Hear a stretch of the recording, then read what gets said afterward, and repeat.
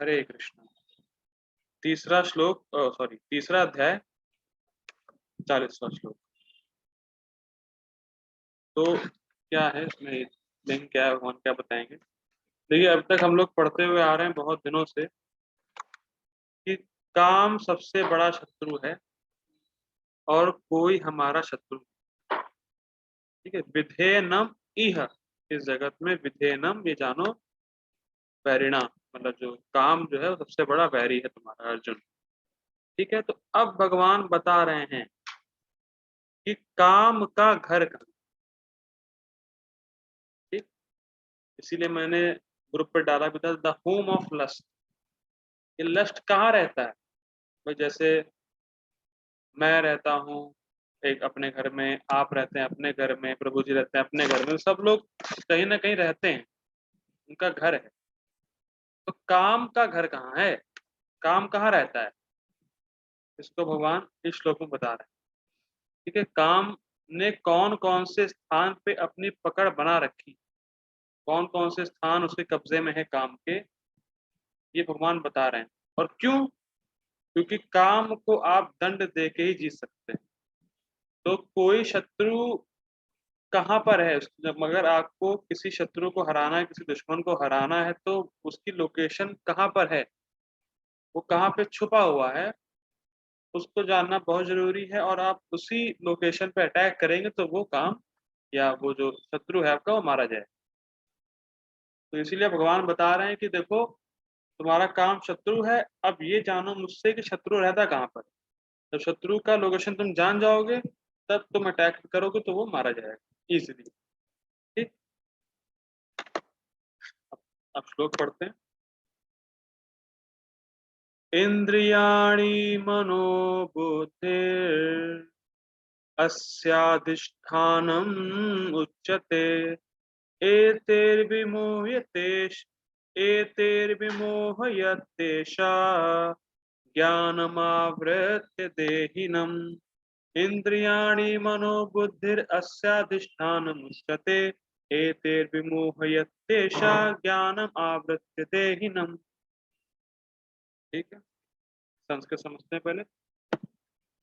इंद्रियाणि, सभी इंद्रियों में, मनो, मन में, बुद्धिर, बुद्धि में। तो काम का जो घर है वो है इंद्रिय, सारी इंद्रिय, इंद्रिय, मन और बुद्धि। काम तीन जगह निवास करता है। कौन कौन से?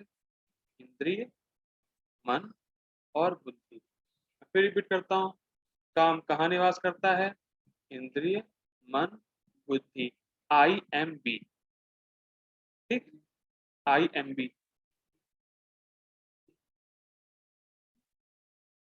नहीं, IMB, इंद्रिय मन बुद्धि। ठीक है ना, काम तीन जगह निवास करता है। IMB, इंद्रिय मन बुद्धि। अब देखिए, इंद्रियाणी मनो बुद्धि अस्याधिष्ठानम। अधिष्ठान सुना है?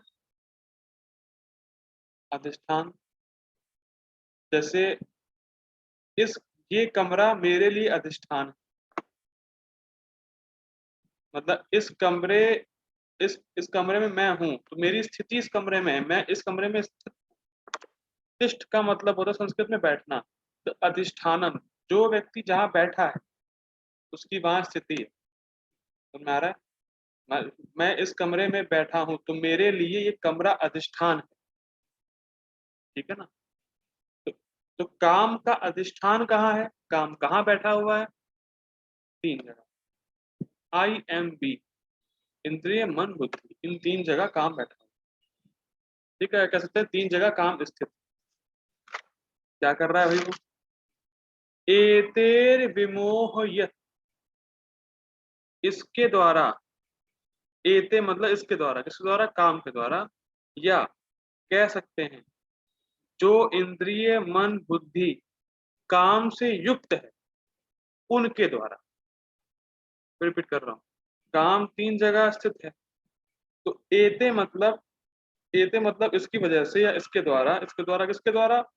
जो इंद्रिय मन बुद्धि काम से युक्त है उसके द्वारा मोह उत्पन्न होता है। एतेर विमोह, विमोह बहुत अच्छा विमोह, तो पूरा ढकने वाला मोह उत्पन्न होता है।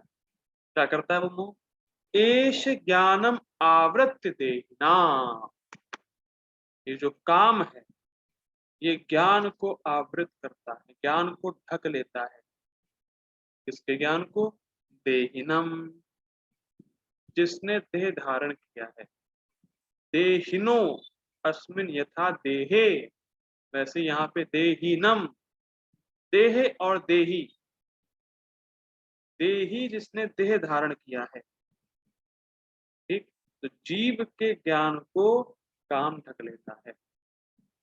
या ये कह सकते हैं ऐसी इंद्रियां मन बुद्धि जो काम से युक्त हैं वो जीव के ज्ञान को ढक लेती हैं मोह उत्पन्न करके।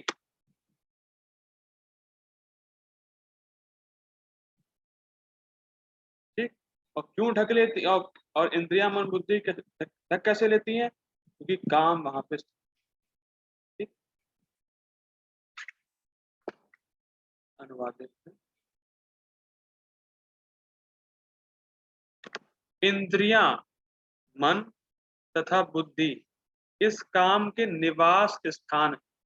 जैसे हम लोग बोलते हैं ना मेरा निवास वहां है, वो निवास, वो निवास, तो काम भी कहता है, काम भी कहेगा मेरा निवास, मेरा घर, मेरा प्यारा घर, इंद्रिया मन बुद्धि। ठीक है, तो the home of lust is senses mind and intelligence. ठीक है, इनके द्वारा, इनके द्वारा, इंद्रिया मन बुद्धि के द्वारा यह काम जीवात्मा के वास्तविक ज्ञान को ढककर उसे मोहित कर लेता है।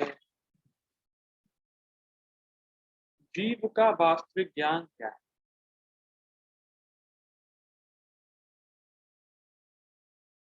हरे कृष्ण हाँ, जी, पूछ रहे हैं मतलब। हाँ मैं क्वेश्चन पूछ रहा हूँ, जीव का वास्तविक ज्ञान क्या है? क्या ढक लेगा?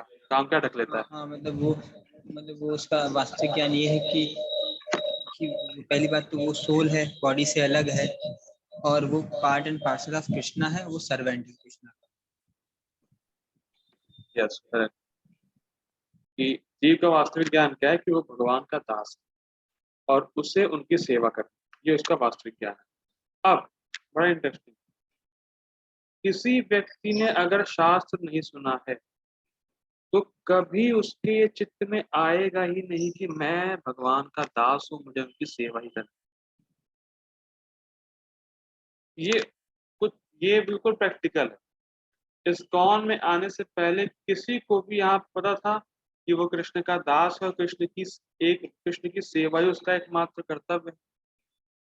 नहीं पता होगा, ऑब्वियस बात, क्योंकि जब तक हम शास्त्र पढ़ेंगे नहीं ये बात में घूमेगी ही नहीं या आएगी ही नहीं कि मैं तो कृष्ण का दास हूँ और ये इंद्रियां मुझे किस लिए दी गई। ये सब क्वेश्चन आएंगे ही नहीं जब तक शास्त्र पढ़ेंगे। तो काम, इस ज्ञान को कि मैं कृष्ण का हूँ और भगवान से मेरा क्या संबंध है, हमें भगवान की सेवा करनी है, भगवान का दास हूँ और भगवान कौन है, ये सब ज्ञान कुछ भी आएगा ही नहीं विदाउट शास्त्र पढ़े। आता ही नहीं, अपने मन से आता ही नहीं। ठीक है?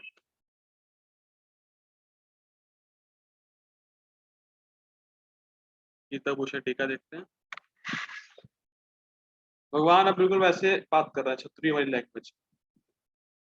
क्योंकि शत्रुओं ने, भगवान कह रहे हैं, क्योंकि शत्रु, अर्जुन से, अर्जुन सुनो, क्योंकि शत्रु ने अपने स्थान पर पहले से ही पकड़ बना ली, इसीलिए यह बड़ी ही सुगमता से विजयी हो जाता है। तो समझते हैं, बड़ा इंटरेस्टिंग, बहुत इंटरेस्टिंग बात भगवान बोल रहे हैं। देखिए, पहले से ही हमारी इंद्रियां मन और बुद्धि काम के वश में, क्यों? इतने जन्मों से जो भोग करते हुए हैं, तो पिछली भोग वासनाओं की वजह से पहले ही हमारी इंद्रियों मन और बुद्धि में काम बैठा हुआ है। ऐसा नहीं है काम आएगा, वो बैठा ही है। ये इंटरेस्टिंग बात, काम ने पहले से ही पकड़ बना के रखी हुई है। ये नहीं कि अब काम आएगा कहीं से, काम आएगा नहीं, वो है वहीं पे, वो पकड़ बनाया हुआ ऑलरेडी है। और जब वो, बहुत सिंपल है, कारगिल वॉर में शायद मुझे याद नहीं कि कुछ जो उग्रवादी थे वो पहले से ही जाके वो कब्जा कर लिए हुए थे, तो और उनको मुश्किल हुआ निकालना। तो जिसका पहले से ही कब्जा है तो वो ऑटोमेटिकली विजयी हो जाए। तो भगवान ये कह रहे हैं कि काम ऑलरेडी बैठा है, कहीं से आएगा नहीं, वो ऑलरेडी वहां पर है। और जो शत्रु है उसने पकड़ बना रखी है बहुत मजबूत, तो इसीलिए अ, वो ऑलरेडी वहां पर है, वो कहीं से आएगा नहीं, वो ऑलरेडी वहां शत्रु जो है बैठा हुआ है तुम्हारा। ठीक है। इंद्रियां, मन और बुद्धि इस काम के स्थान बन जाते हैं। इंटरेस्टिंग है, देखिए, इंद्रियां, मन और बुद्धि काम का होम, काम के घर है, लेकिन बनते कैसे हैं ये प्रोसेस समझाया जा रहा है कि इंद्रियां, मन और बुद्धि लस्ट के या काम के घर कैसे बने। कैसे काम ने इंद्रिय, मन और बुद्धि पे एंट्री कर ली भाई, क्या हुआ, तो समझा रहे हैं। अब वे इंद्रिय वे इंद्रिय विषयों को भोगने के द्वारा, मन के संकल्प के द्वारा और बुद्धि के अध्यवसाय के द्वारा काम को प्रकट करने वाले दुर्ग के समान। दुर्ग मतलब होता है फोर्ट, तो फोर्ट में काम जो है रह रहा है, इंद्रिय, मन और बुद्धि के फोर्ट में काम रह रहा है। फोर्ट मतलब किला। ठीक है, इसको समझते हैं, इसलिए ये लाइन थोड़ी सी गंभीर है। जब इंद्रियां अपने इंद्रिय भोग में लगती हैं तो काम प्रकट हो जाता है। काम तो स्टोर है, लेकिन जब इंद्रियां इंद्रिय विषयों में लगती हैं तो काम प्रकट हो जाता है। तो समझिएगा बहुत ध्यान से, काम तो अंदर भरा ही हुआ है, लेकिन जब उस काम के अनुसार इंद्रियां लगती हैं इंद्रिय विषयों में तो काम प्रकट हो जाता है। इंद्रियां इंद्रिय विषयों में लगी तो इंद्रियों ने काम को प्रकट कर दिया। काम ऑलरेडी स्टोर है, लेकिन जब इंद्रियां इंद्रिय विषयों में लगी तो काम प्रकट हो गई। सिंपल, मान लीजिए किसी को रसगुल्ला खाना अच्छा लगता है, ठीक है, उसकी जीभ चाहती है रसगुल्ला खाना, तो जीभ ने जब रसगुल्ला खाना शुरू किया तो काम प्रकट हो गया।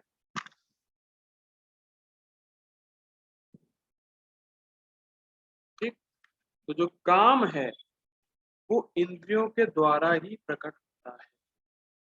ये बहुत महत्वपूर्ण बात है।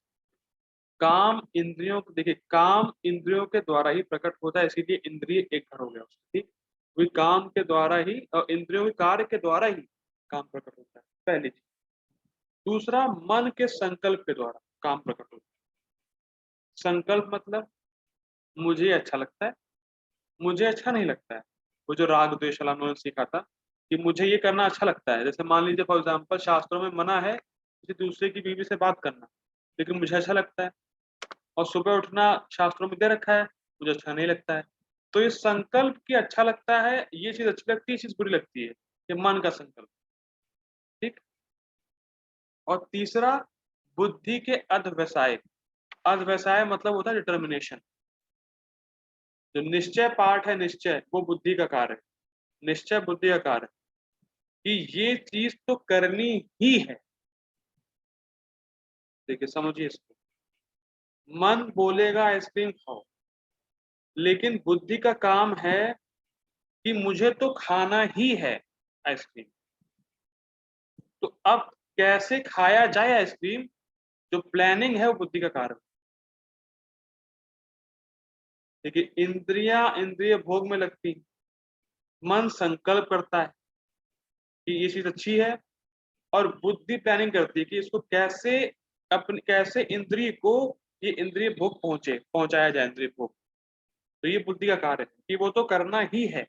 मन सिर्फ कहता है कि हाँ, कर ये चीज अच्छी है, फिर बुद्धि के पास जाता है डिपार्टमेंट, हाँ ये तो करना ही है, प्लानिंग करना शुरू होता है, फिर इंद्रियां इंद्रिय विषयों से मिल जाती है। ये प्रोसेस। ठीक, तो इंद्रियां इंद्रिय भोग जब करेंगी तो काम है पर प्रकट होगा। मन में संकल्प आएगा ये अच्छा है, ये अच्छा नहीं है, और बुद्धि निश्चय करेगी, प्लान बनाएगी। तो इसीलिए इंद्रिय, मन और बुद्धि में काम बैठा है। ठीक, आई होप क्लियर हो गया होगा। इंद्रिय विषय इस राजधानी के जन है। इंटरेस्टिंग। भौतिक इंद्रियों, मन और बुद्धि के द्वारा जो इंद्रिय विषयों की खोज में लगे रहते हैं। इसको समझते हैं। जो किला है, उसके उसके अंदर इंद्रिय विषय रहते हैं। ये इंटरेस्टिंग, कभी इमेजिन करिए कि जो एक किला है उस पे इंद्रिय विषय रह रहे हैं। समझ में आ रही? काम तो है ही, लेकिन इंद्रिय विषय भी, मतलब काम कह सकते हैं, काम एक तरीके से उसका घर है और साथ में इंद्रिय विषय भी घूम रहे हैं जो। ऐसा फोर्ट है जो घर काम का है, लेकिन इंद्रिय विषय भी वहां पर हैं। फॉर एग्जाम्पल मान लीजिए कोई लैंड लॉर्ड है, उसका घर है, लेकिन किराए पे रखा हुआ है, तो किराए के लोग भी रहेंगे ना। तो इंद्रिय विषय जो है वो घर है, वो भी रहते हैं साथ, काम के साथ इंद्रिय विषय भी रहते हैं। तो इंद्रिय विषय इस राजधानी के जन है, जन मतलब लोग हैं। जो फोर्ट बताया गया उसमें इंद्रिय विषय भी रह रहे हैं। और इंटरेस्टिंग, भौतिक इंद्रियों, मन और बुद्धि के द्वारा जो इंद्रिय विषयों की खोज में लगे रहे। ये इंटरेस्टिंग, मतलब एक फोर्ट है मान लीजिए, उसमें इंद्रिय विषय के लोग रह रहे हैं वहां। क्योंकि ऐसा नहीं, देखिए अगर कोई व्यक्ति भक्ति भी कर रहा है तो ऐसा नहीं है कि इंद्रियां अपने इंद्रिय विषयों को ढूंढना छोड़ दें। बात समझ में आ रही है? ये भौतिक इंद्रिय, मन और बुद्धि काम का घर है, तो वो जो इंद्रिय विषय हैं, जो लोग हैं, उनसे मिलना चाहती। आप भक्ति भी कर रहे हैं तो ऐसा मत सोचिए कि मेरी इंद्रियां इंद्रिय विषयों में जाएंगी ही नहीं। इंद्रियां इंद्रिय विषयों को ढूंढना कभी छोड़ती ही नहीं, जब तक आप पूरी तरीके से शुद्ध नहीं हुए। अगर पूरी तरीके से शुद्ध हो गए तो अलग केस है, लेकिन नॉर्मल कंडीशन में इंद्रियां इंद्रिय विषयों को ढूंढना छोड़ती नहीं। तो जैसे ही आपने इंद्रियों पे हल्की सी छूट लगाई, मन आपको भोगों में ले जाए तुरंत। बात समझ में आ रही? जैसे ही आपने मन, बुद्धि और इंद्रिय पे नियंत्रण नहीं रखा और हल्की सी छूट दी, तुरंत ये उन लोगों से मिलने चली जाएंगी जो इंद्रिय विषय। क्या कह सकते हैं कि इंद्रिया, क्या कहते हैं, इंद्रिया, मन और बुद्धि तुरंत इंद्रिय विषयों की तरफ भागेंगी अगर आपने थोड़ी सी भी ढील दी उसको। ठीक है, क्योंकि वो काम से प्रभावित है, काम से युक्त है। ठीक है, ये इंटरेस्टिंग है।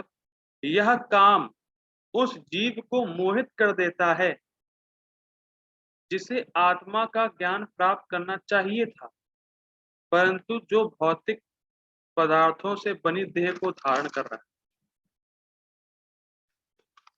इसको पहले इसको थोड़ा सा और कंप्लीट करते हैं इस चीज को। देखिए बड़ा इंटरेस्टिंग है।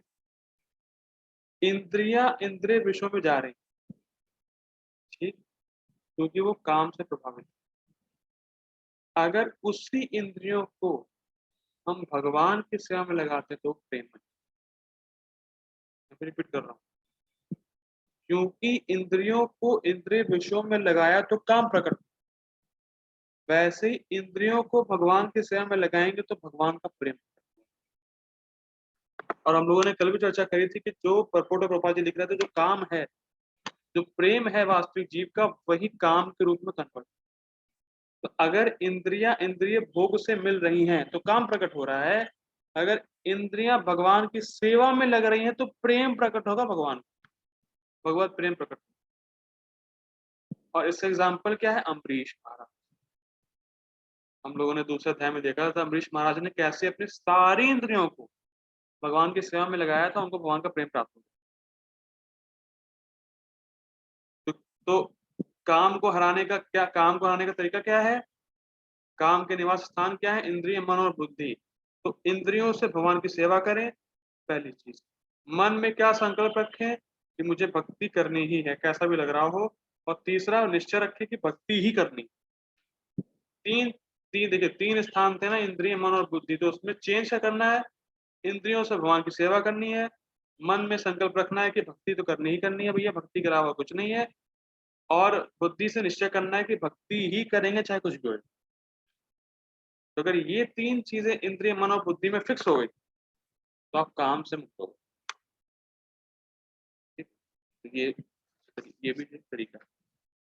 तो पॉइंट बस सिंपल, बस बहुत गंभीर पॉइंट ये है कि इंद्रिय, मन और बुद्धि को आप कैसे ऑपरेट करते हैं, ये आपको देखना है, तभी आप काम को हरा पाएंगे, क्योंकि यही 3 स्थान काम में, यही 3 जो है स्थान पे काम बैठा रहता है।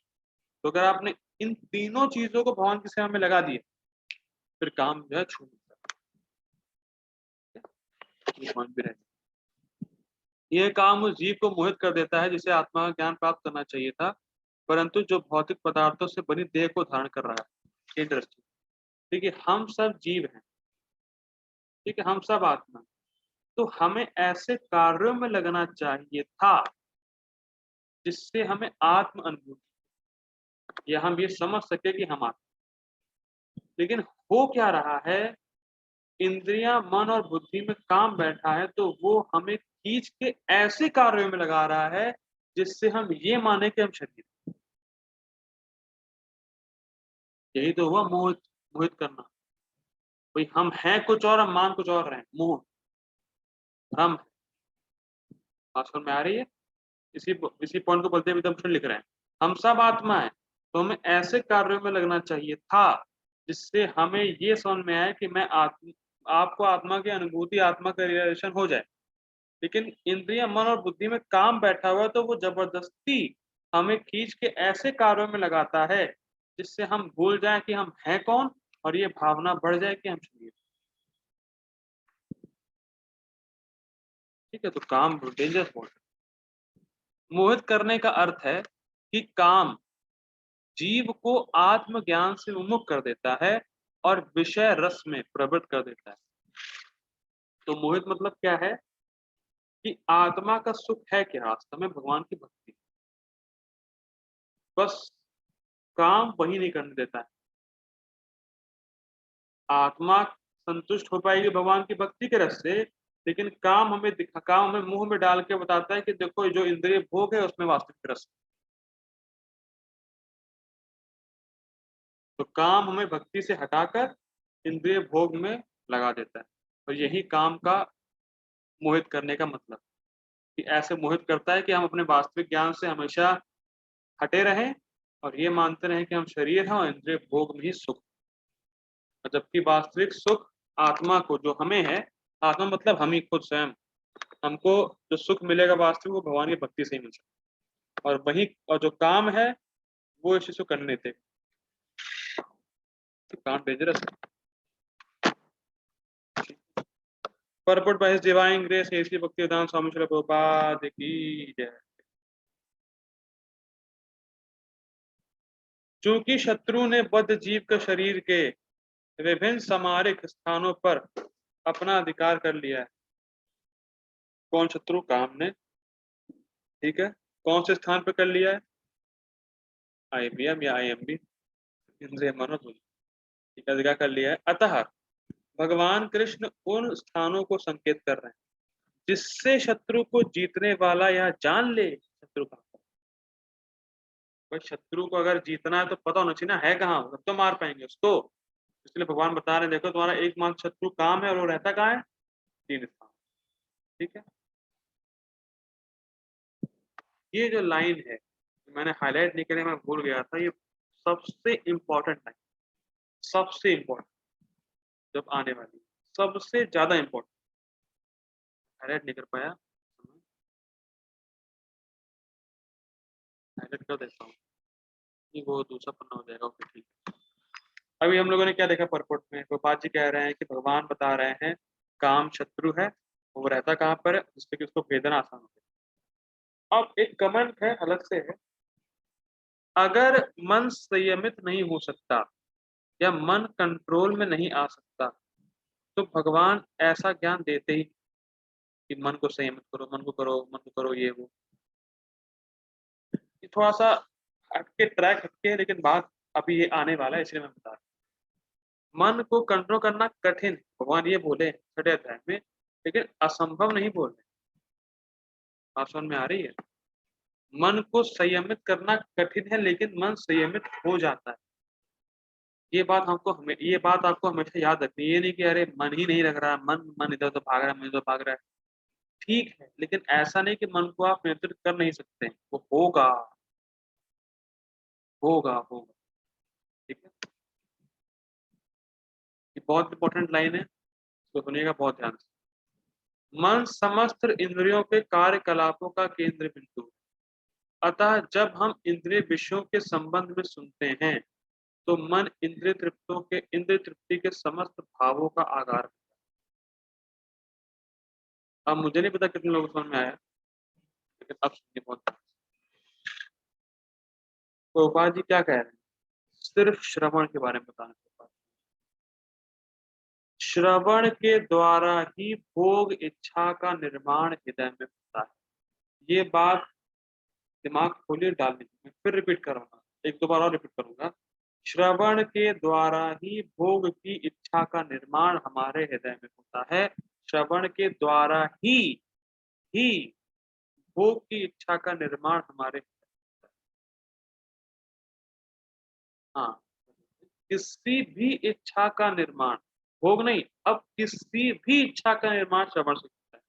भक्ति कर रहे हैं क्यों? सुना है। भोग कर रहे हैं क्यों? सुना है।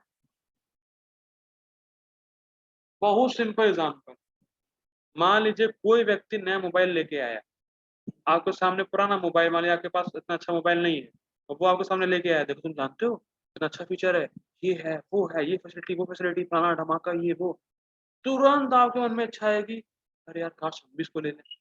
तुरंत, एट अ इंस्टेंट आ जाएगी। और सबको ये अनुभूत है, कोई नया चीज नहीं है।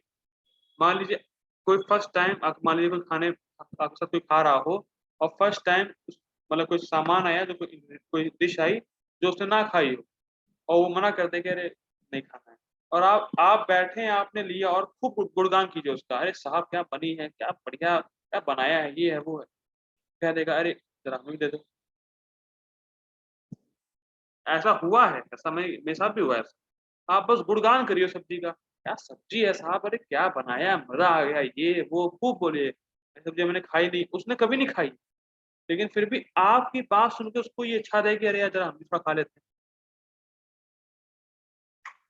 बहुत बहुत गहरी पॉइंट है कि जो आप सुनते हैं उसकी इच्छा आपको आती ही।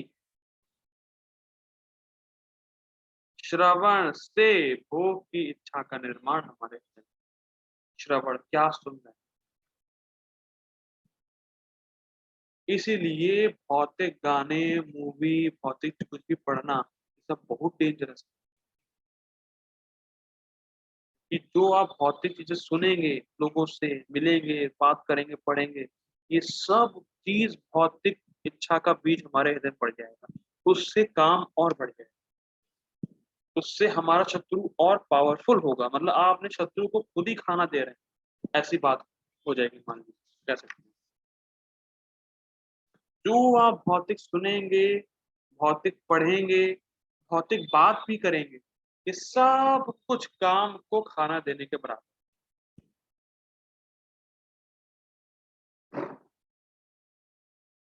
ठीक। अब एक और इंटरेस्टिंग, वो श्लोक तो मुझे याद नहीं है, लेकिन ऐसा महाराज महाराज जी बोलते हैं, जिसको देखा नहीं, जिसको सुना नहीं, वो भोग मन में कभी नहीं आया। फिर रिपीट कर रहा हूँ, मन मन की कमजोरी है ये। जिसको देखा नहीं, जिसको सुना नहीं, वो भोग मन में आ ही नहीं सकता।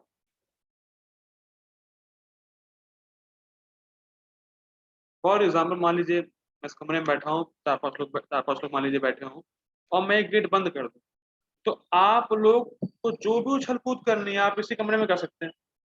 तो वैसे ही मन भी बड़ा बच्चे की तरह भाग इधर उधर भागता रहता है, लेकिन वो भागने की जो उसकी लिमिट है वो वहीं तक है, जो उसने सुना, जो उसने देखा। कमजोरी है, बहुत मन की कमजोरी है। मन वहां जा ही नहीं सकता जहां आपकी इंद्रियां कभी नहीं। बहुत गंभीर पॉइंट है, बिल्कुल लिख लीजिए कहीं।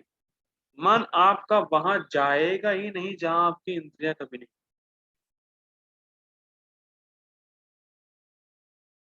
हरे कृष्णा प्रभु जी, क्वेश्चन पूछना प्रभु जी इसको। हरे कृष्णा प्रभु जी। हरे कृष्णा। प्रभु जी कभी आपको जब में दिक्कत आई है कि अरे यार मेक्सिको में जो बिल्डिंग्स हैं वो टूट रही हैं, वो ऐसा हो रहा है, वैसा मेक्सिको के लोग कैसे होंगे, क्या होगा, कभी कुछ आया है मन में? मेक्सिको वर्ड तक नहीं आता है। मेक्सिको वर्ड तक नहीं आता, क्यों? क्योंकि मेक्सिको आप गए ही नहीं। लेकिन अगर अभी मैं बोल रहा हूँ मेक्सिको के बारे में तो थोड़ा थोड़ा आ रहा होगा मेक्सिको, हाँ क्या कैसे होता होगा, क्यों मुझे आ रहा था थोड़ा बहुत, सच बोलिए आ रहा था ना। हाँ बस जो सुना तुरंत एक्ट, और जहां इंद्रियां नहीं गई वो आपके मन में भी नहीं। ये बहुत गहरी साइंस है, बहुत कमाल की लाइन है प्रभुपाद जी की। जहां इंद्रियां नहीं गई हैं वहां मन आपका जा ही नहीं सकता।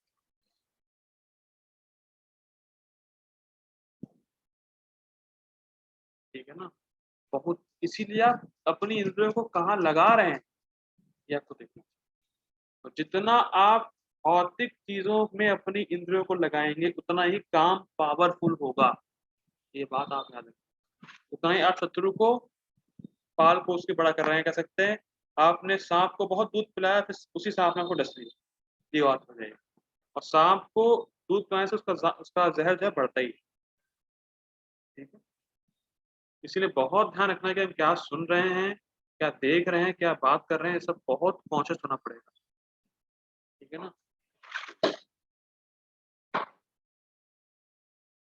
देखिए कौन कहता है शास्त्र प्रैक्टिकल नहीं है, बिल्कुल प्रैक्टिकल एग्जाम्पल, बिल्कुल प्रैक्टिकल अनुभूत। ठीक, तो मन, हाँ ठीक है, इस तरह मन तथा इंद्रिय काम की शरण स्थली बन जाते हैं। ठीक है, इसके बाद बुद्धि ऐसी काम पूर्ण रुचियों की राजधानी बन जाती है। बुद्धि आत्मा की निकट पड़ोसन है।